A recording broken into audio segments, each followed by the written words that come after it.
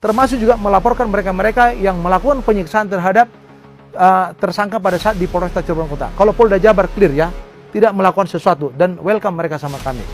Nah, ini kesalahan fatal ini ada di orang tuanya daripada si korban, dan Kapolda harus segera mencopot dia itu. Ini keras saya katakan. Diperiksa malam ini di Polres Cirebon Kota, dan memang Bapak Rudiana keluarnya tidak diketahui ya, dia berusaha menghindar. Tindakan kejam dan sangat keterlaluan. Ibtu Rudiana beserta oknum polisi lainnya telah melakukan tindakan kekerasan yang secara paksa menyuruh orang-orang yang tidak bersalah untuk mengaku sebagai pelaku pembunuhan. Setelah jalani pemeriksaan, Ibtu Rudiana kini tak lagi berada di kantor Polres Cirebon Kota. Ia resmi dinyatakan terlibat dalam kasus Vina dan diseret dibawa langsung oleh Propam Mabes Polri. Propam Mabes Polri turun langsung didampingi Polda Jabar sambangi Polres Cirebon dengan agenda pemeriksaan terhadap Ibtu Rudiana, pengusutan kasus pembunuhan Vina dan Eki 2016 silam.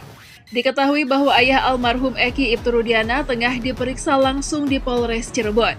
Tampak berbeda dengan biasanya, yang mana pagar Polres Cirebon Kota tertutup rapat untuk wartawan kalau melakukan pemeriksaan terhadap jajaran Polres Cirebon, termasuk Ibtu Rudiana yang merupakan otak di balik kasus Vina ini. Lantas, seperti apa hasil dari pemeriksaan Propam Polri terhadap Ibtu Rudiana? Bagaimana dengan para tersangka lainnya yang diduga kuat adalah korban salah tangkap? Bagaimana dengan para tersangka lainnya yang diduga kuat adalah korban salah tangkap? Sebelumnya, petinggi Mabes Polri mendadak menemui Dirkrimum Polda Jabar Kombes Surawan di tengah carut-marut kasus pembunuhan Vina dan Eki. Secara khusus, Dirtipidum Bareskrim Polri Brigjen Juhandani Raharjo Puro temui Kombes Surawan di Polda Jabar. Dalam pertemuan lebih kurang 2 jam tersebut, mereka pun mengagendakan untuk melangsungkan pemeriksaan terhadap seluruh anggota Polres Cirebon Kota, khususnya kepada Ibtu Rudiana. Setelah beberapa jam menjalani operasi pemeriksaan, Ibtu Rudiana resmi dinyatakan terlibat dalam peran pembunuhan Vina, sehingga ia diseret oleh Propam Mabes Polri angkat kaki dari kantor Polres Cirebon Kota. Hal ini diketahui saat Propam Polri keluar dari kantor Polres Cirebon dengan menyeret Ibtu Rudiana. Kendati demikian, mereka tak berkomentar apapun saat ditanya oleh sebagian awak media. Bahkan Ibtu Rudiana berusaha menghindar dan langsung dimasukkan ke dalam mobil menuju kantor Mabes Polri. Menjadi kuasa hukum dari 5 tersangka dalam kasus Vina dan Eki, pengacara Yogi Nenggolan memberikan kabar mengejutkan. Menurut Yogi, proses awal penanganan kasus tewasnya pasangan Vina Eki banyak dipenuhi dengan unsur kekerasan dan sangat kejam. Tindak kekerasan yang dilakukan para oknum polisi terhadap terduga, menurut Yogi Nenggolan, terjadi dalam ruang khusus unit narkoba tempat ayah Eki bertugas, yakni Ibtu Rudiana. Lebih lanjut, Yogi menjelaskan para kliennya sempat mengalami sejumlah tindak kekerasan yang dipaksa mengaku sebagai pelaku pembunuhan. Tentu saja hal ini sengaja diperbuat oleh Ibtu Rudiana dan oknum polisi lainnya. Mereka yang tidak kuat menerima tekanan dan bermacam siksaan tersebut. Sejumlah tersangka yang diduga terlibat dalam kasus tewasnya Vina Eki akhirnya bersedia menuruti perintah mereka. Terima kasih.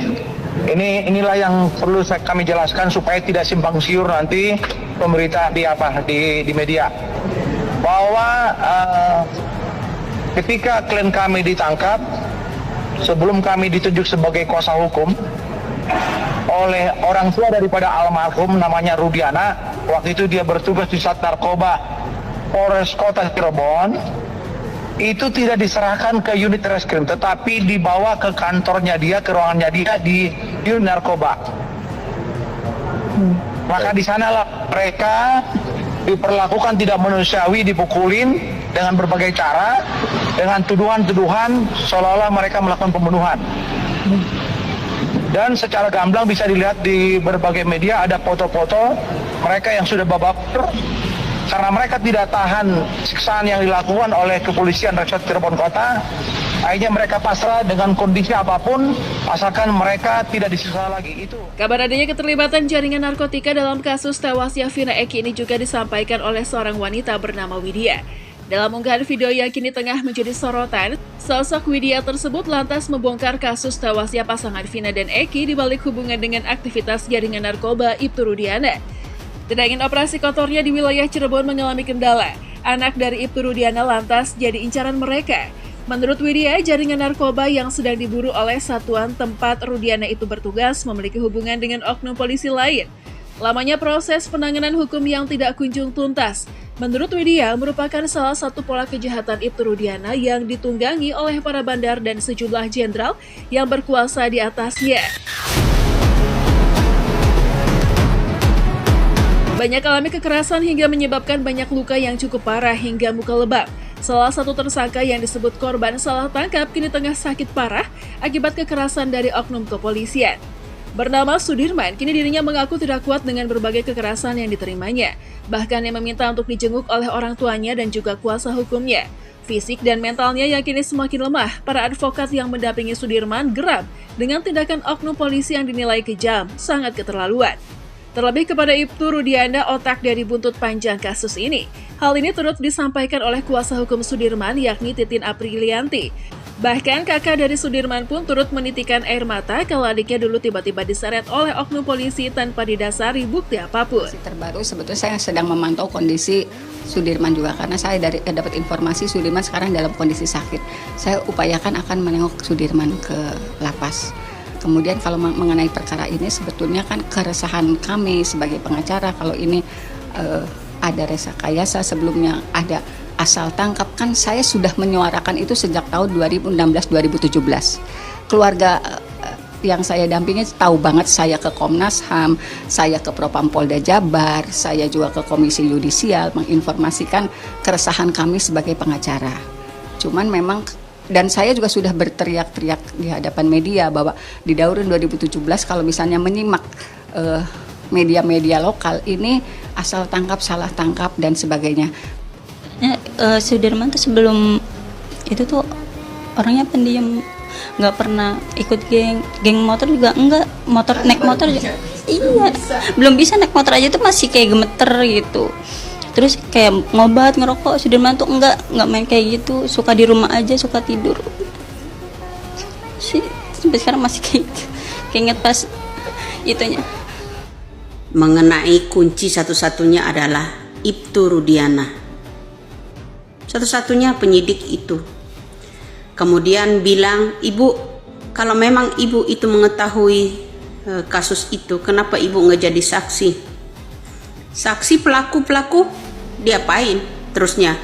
Kalau saya disuruh ini, kemudian saya disuruh nyidik sendiri. Apa tugasnya polisi kita, Kapolri kita berpangku tangan makan uang rakyat begitu aja, cuman kentut berak doang, ya kan? Ayo makan enak-enak.